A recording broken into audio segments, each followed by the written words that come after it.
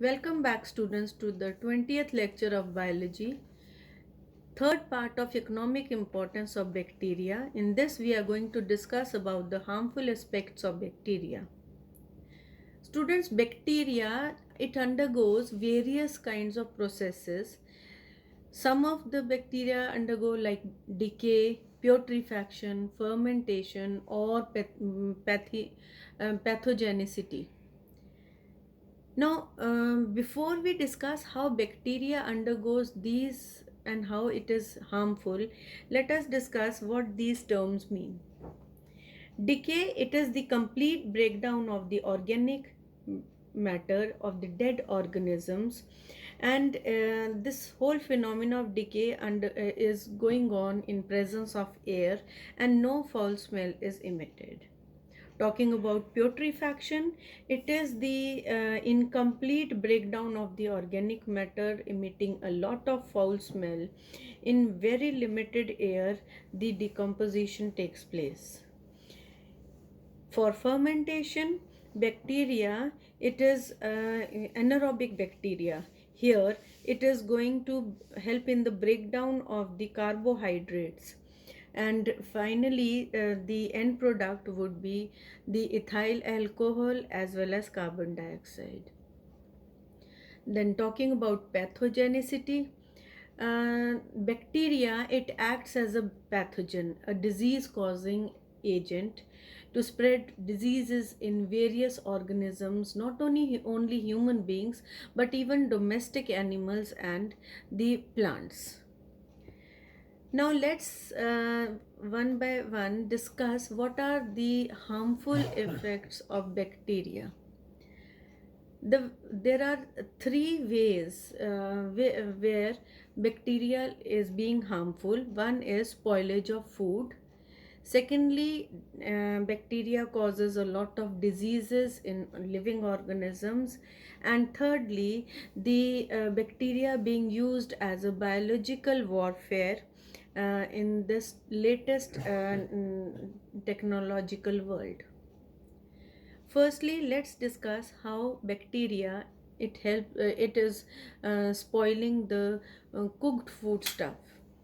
There are various saprophytic bacteria, students, which are capable of undergoing either fermentation or putrefaction.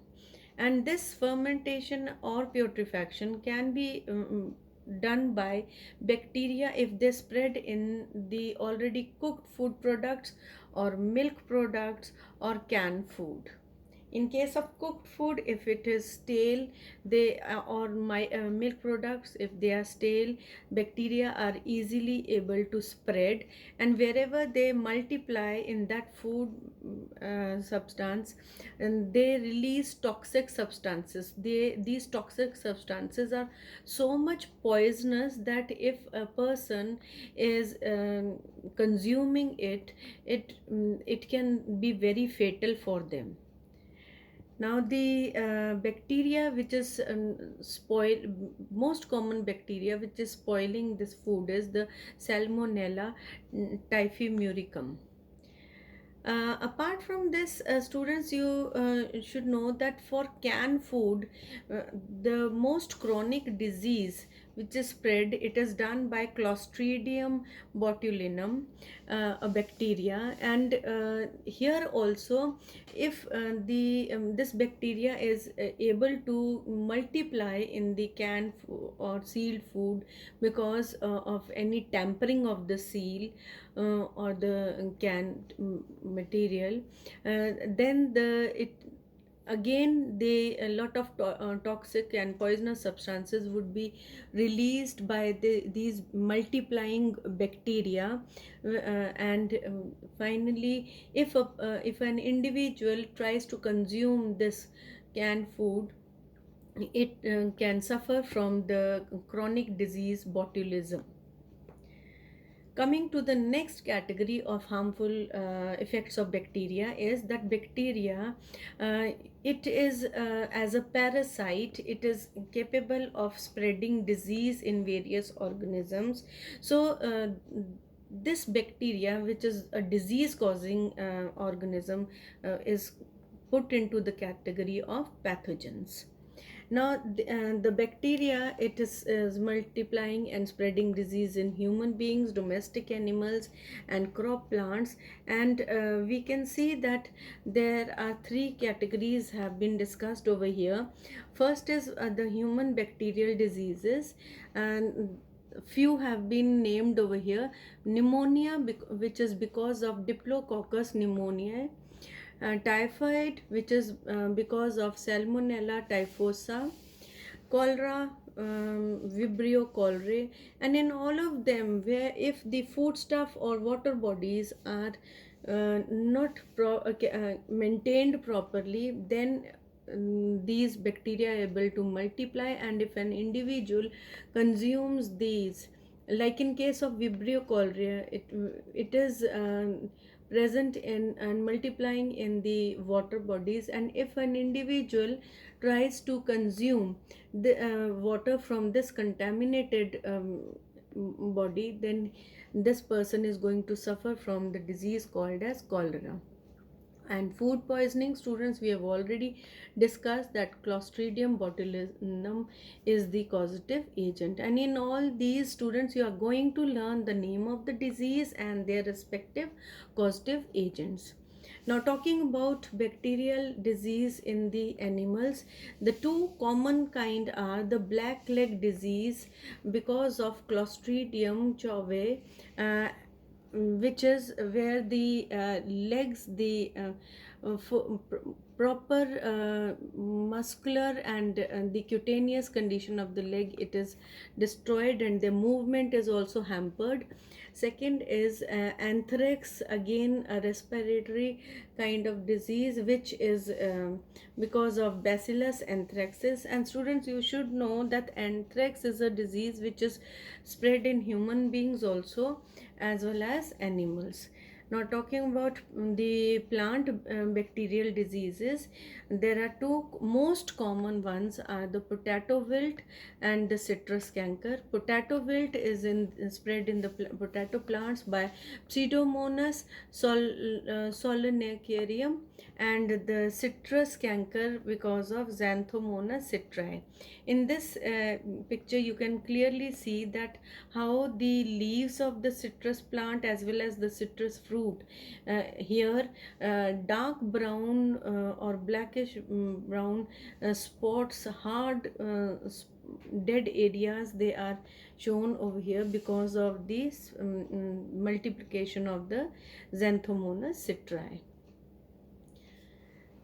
And now in the next category, where we can see in this advanced technological world, in the today's scenario, we can see that there are various microorganisms which are parasitic or pathogenic microorganisms like bacteria and virus.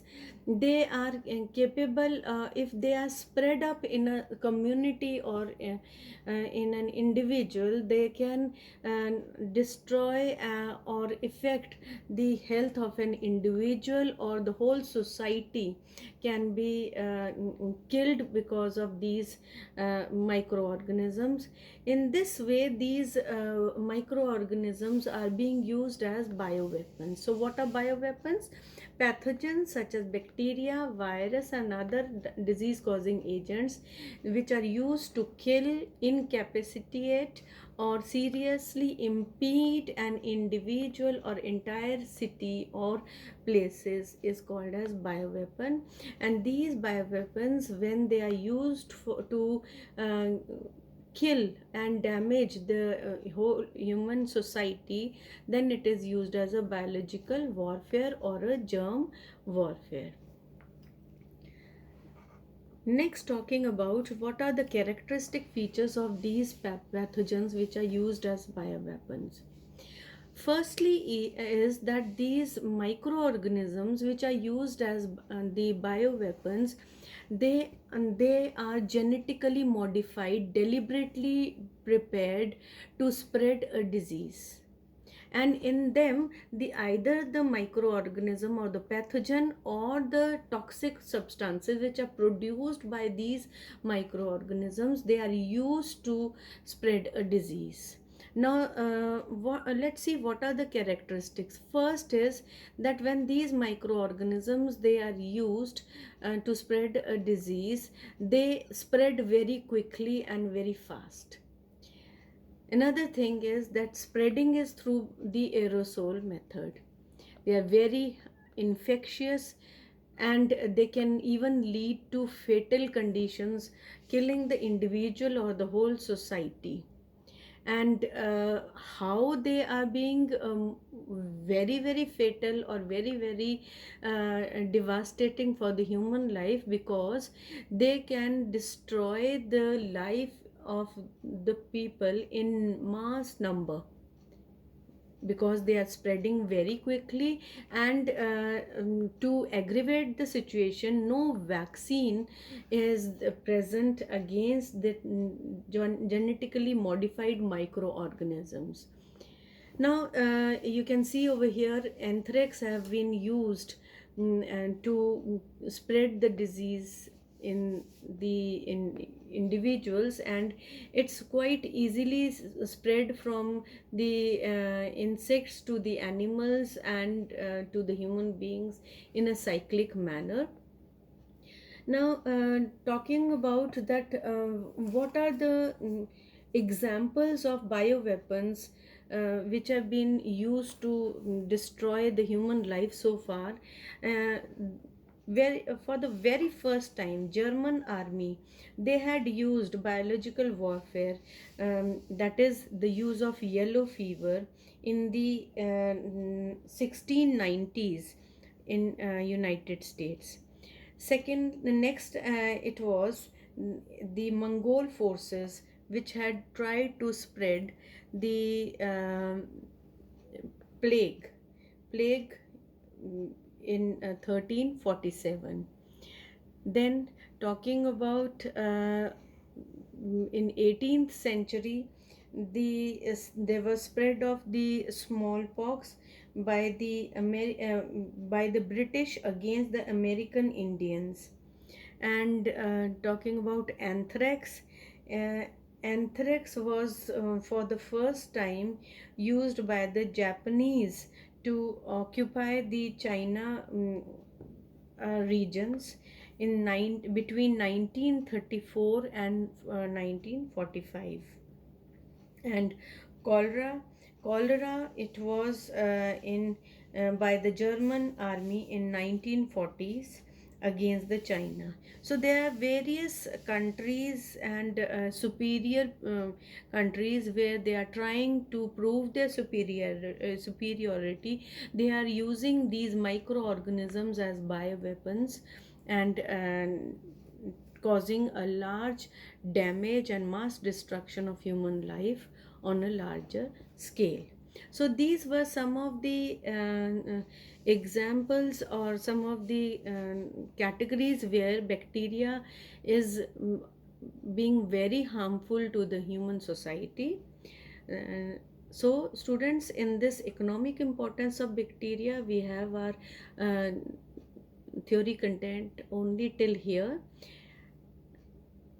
Go through all these videos, three videos, so that you are able to understand them. Keep going, going through the textbooks also. And next time we'll be discussing about the economic importance of fungi. Till then, remain safe and be healthy. Thank you.